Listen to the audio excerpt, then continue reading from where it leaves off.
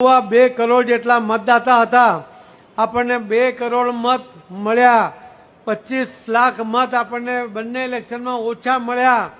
જો 10 લાખ મત પણ જો તમે વધારે લાવ્યા હોત ને, કે 3 લાખ મત જે તે વિધાનસભામાં વધારે લાવ્યા હોત, તો 182 નો સંકલ્પ ગુજરાત ભારતીય જનતા પાર્ટીએ ચોક્કસ પૂર્ણ કર્યો હોત.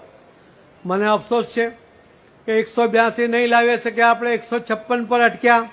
બાય ઇલેક્શનમાં બીજી 6 સીટ જીતીને આપણે 162 પર પહોંચ્યા, પણ એનો અફસોસ મને જરૂર રહેશે. લોકસભાની અંદર પણ 26માંથી 26 2 વાર જીત્યા હોવા છતાં મારા અધ્યક્ષ વખતે હું 1 સીટ ગુમાવ્યો, એના હારની જવાબદારી પણ હું સ્વીકારું છું.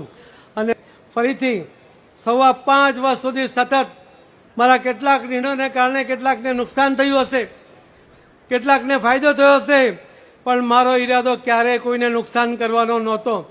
પાર્ટીના હિતમાં નુકસાન થયું હશે એના માટે મને માફ કરી દે, પરંતુ એટલું હજુ ફરીથી કહીશ કે જે કંઈ નિર્ણય કર્યા એ પાર્ટીના હિતમાં કર્યા છે. અંગત કારણોસર ક્યારેય કોઈ નિર્ણય નથી કર્યો, એની આપને ફરીથી ખાતરી આપીને એના માટે માફી માંગીને મારી વાતને વિરામ આપું છું.